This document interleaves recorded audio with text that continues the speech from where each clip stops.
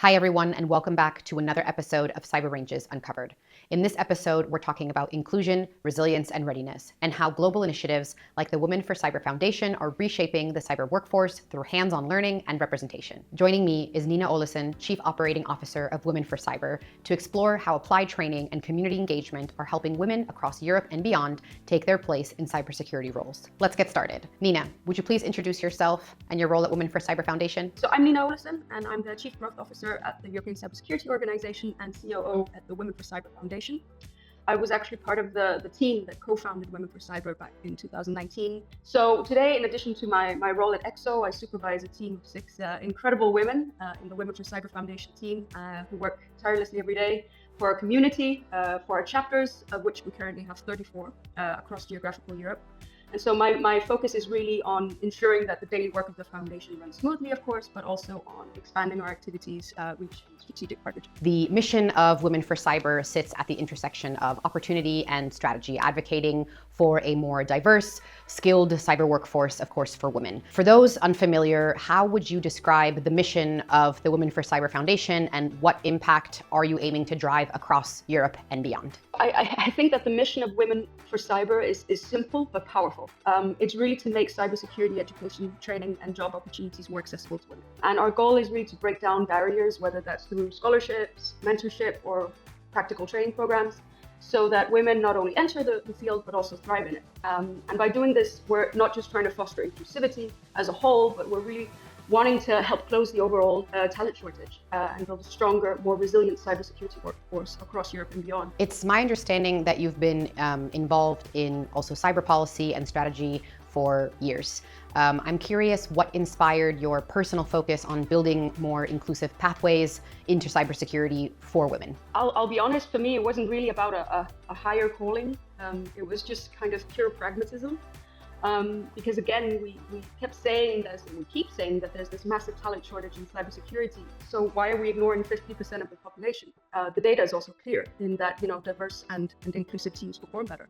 They're more innovative, they're more resilient, and ultimately they're more effective at solving complex problems, which is exactly what cybersecurity demands.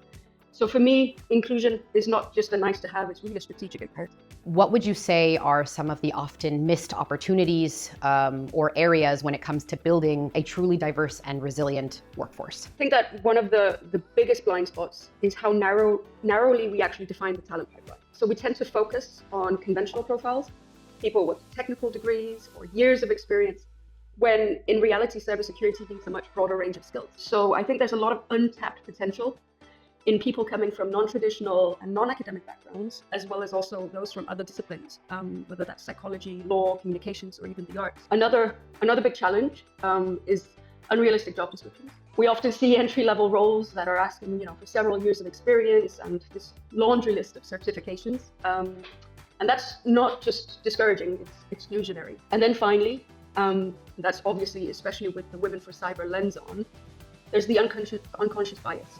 I think even when organizations want to be inclusive, bias tends to creep in during recruitment, interviews, promotions, and so on. And so I think if we don't work to actively address that, we're going to keep replicating some of the same patterns and kind of miss out on that diversity. Well, that again makes teams stronger and more resilient. Are there any specific, areas or ways that you think the industry can most benefit from more skilled women, particularly in leading cybersecurity roles? I think that the key here is the leadership, and what I try to always do is hammer home the point and the importance of those soft human transversal skills.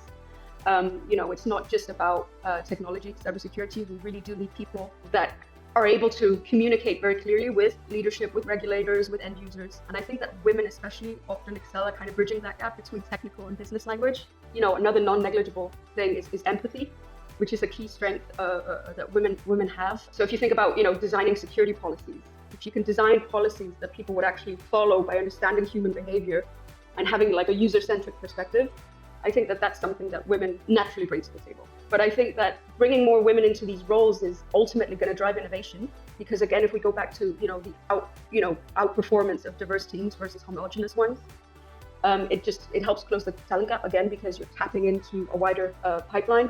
And I think that it also leads to better governance and compliance, because women leaders often tend to emphasize ethics, transparency, and accountability, which is so critical in cybersecurity.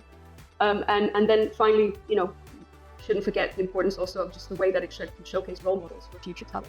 I think you covered that beautifully. I would like to step into a little bit more also on that specific skill development aspect, because we know that breaking into cybersecurity often requires more than certifications. It's about exposure, repetition, and relevance, let's say. Women4Cyber supports everything from mentorship, as you mentioned earlier, to technical upskilling.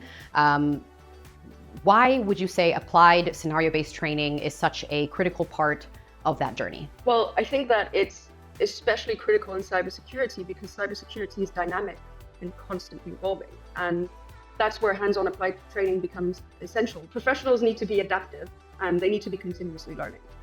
And I think that the practical experience, whether that's through drills, simulations, or whatnot, it really does help people analyze, prioritize, and act under pressure. And that's what the real world incidents demand. And so I think it does a good job of preparing teams for high-stakes situations. But equally importantly, it also builds teamwork and collaboration, which again are those human skills that I think now are becoming even more critical for effective cyber defense. In your experience, are there any practical training opportunities that you would say make the biggest difference for women trying to enter or grow within cyber roles? I think that what we're seeing with Women4Cyber is more broadly mentorship being very, very important for women in cybersecurity, because I think that you can try to acquire, go for a specific training, certification, and all that, but that extra layer of mentorship, what that offers women in terms of advancing in their careers is non-negligible. I mean, hands-on experience is another game changer. Workshops, crisis simulations, and case studies, they all really help bridge the gap between theory and practice, and it makes people feel more job ready, I think, in cybersecurity. And then, part of mentorship, but more widely, and I think this is important, especially for women as well, it's just having community support and feeling part of a community or a network, whether that is a mentorship circle or whether it's a professional community. It creates this sense of belonging and encouragement. What makes for a good mentor and how that tactic is applied within your mentorship program? The key thing, obviously, is that we're able to source mentors, people who have this, collegial nature and spirit, this wish to give back in some sort of way. And I think what's important to mention is that in our mentorship program, we don't only have women, we have a lot of men too. And a big part of a huge part of our mentors as well, they take on more than one mentee.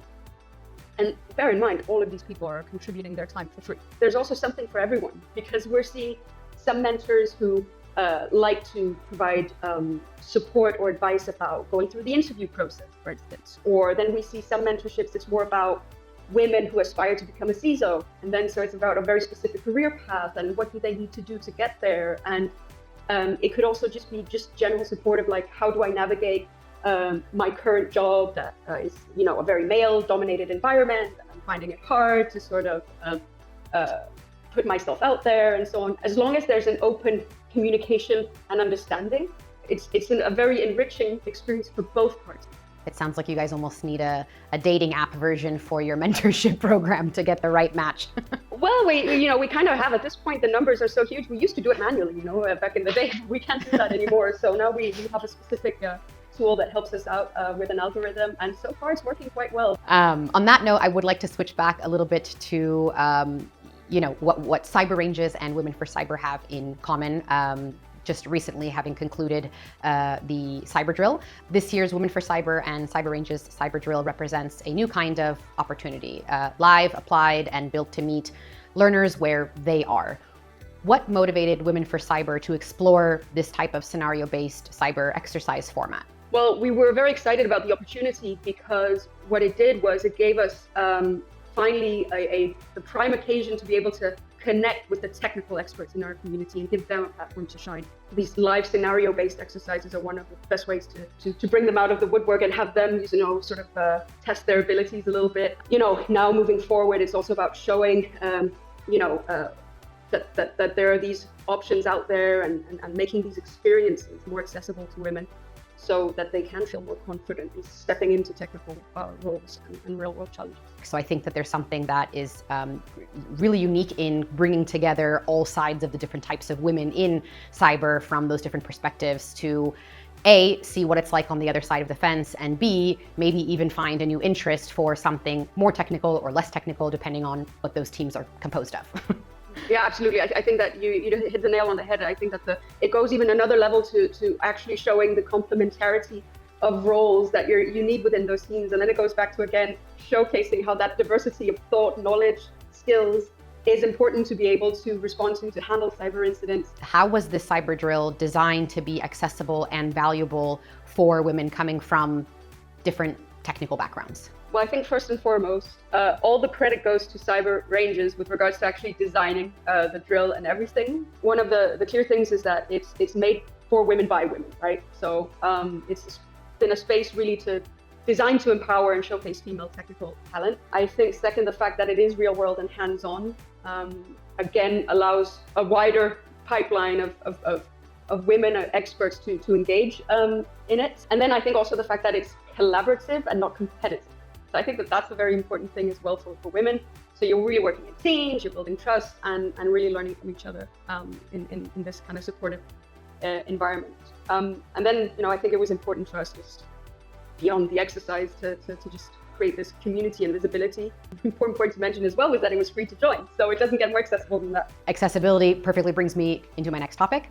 There's clearly growing demand for cyber skills across Europe and beyond. In fact, actually, the cyber drill initially was designed for women in Europe, but we ended up opening that to a global access because we had signups from Africa, Asia, North America, South America, all over, which was exciting to see, of course. Where do you see the biggest opportunities for organizations like Women4Cyber to help close those access gaps? Clearly, one of the biggest opportunities we have with the community that we have, the people that we're engaging, the activities that we run, including the cyber drill, is just to make the access to training and resources more equitable. What we do, or at least we aim to do, is try and help bridge that gap by offering affordable or even sometimes free hands-on training, mentorship programs, scholarships.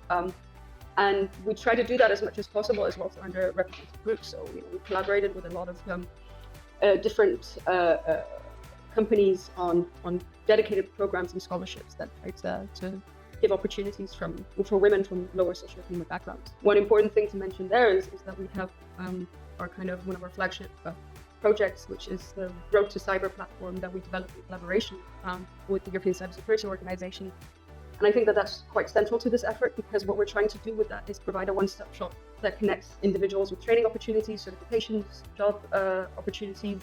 And then I think that, with that and making these resources more visible and accessible, I think that we can actually bit by bit help people navigate their journey into cybersecurity more effectively. How can these collaborations with certain parties help democratize training and improve representation specifically for women in the technical pipeline? Platforms like Cyber Ranges is the perfect example of platforms that are really game changers, because they really endeavor to make high quality hands-on training accessible to more people. Cyber drills simulate real world incidents in a more structured and immersive environment. And so it's collaborative, it's focused on practical skills. And I think things like decision making under pressure, teamwork, and applying technical knowledge in realistic scenarios is a kind of experience that's very important for building confidence and competence, of course, as well.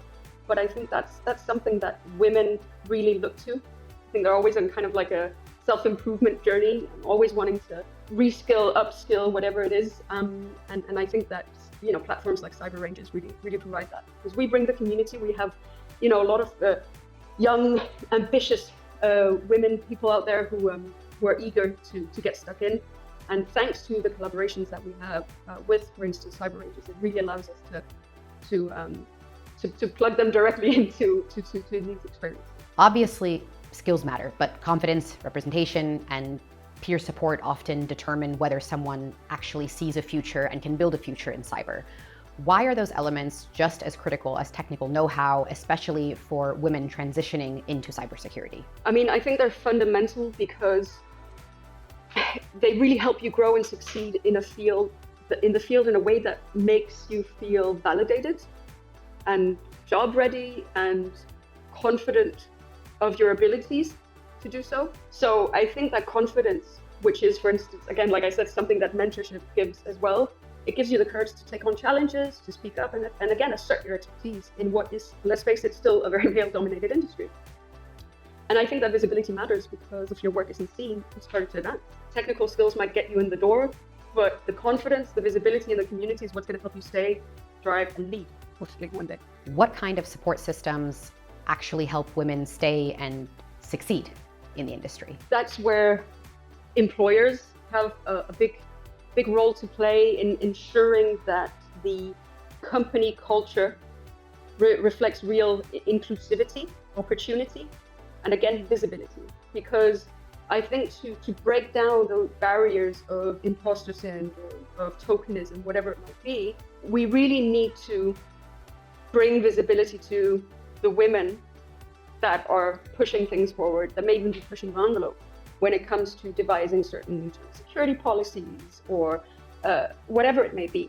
I cannot even count the number of times we've had women tell us where they brought something to the table, an idea to the table, and somebody else, often a man, took credit for it.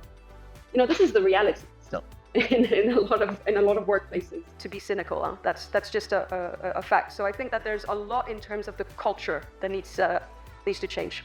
What would you love to see change in the next 3 to 5 years when it comes to specifically inclusion, representation, and real-world training in cybersecurity for women? I'd love to see 3 big changes. First of all would be real inclusion, not just in numbers, but in culture, like we discussed. So that means creating environments where diverse voices are heard and valued and not just present.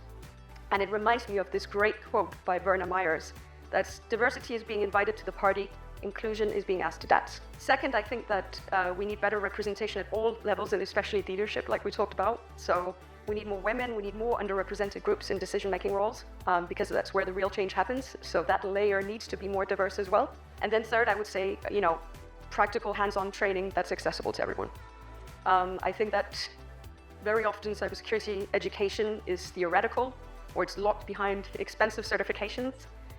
So we need more real-world simulations, and we need more mentorship programs and other pathways that allow people from all kinds of backgrounds to gain experience and confidence. And I think if we can achieve those things, we'll not only help close the talent gap, by the way, but I do think we'll be able to build a stronger, more innovative and resilient cybersecurity ecosystem. And that wraps up this episode of Cyber Ranges Uncovered. Big thank you to Nina and Women4Cyber for their leadership and collaboration on building more inclusive, practical, and powerful cyber training ecosystems for women. For more expert conversations, follow Cyber Ranges on LinkedIn. We'll see you next time.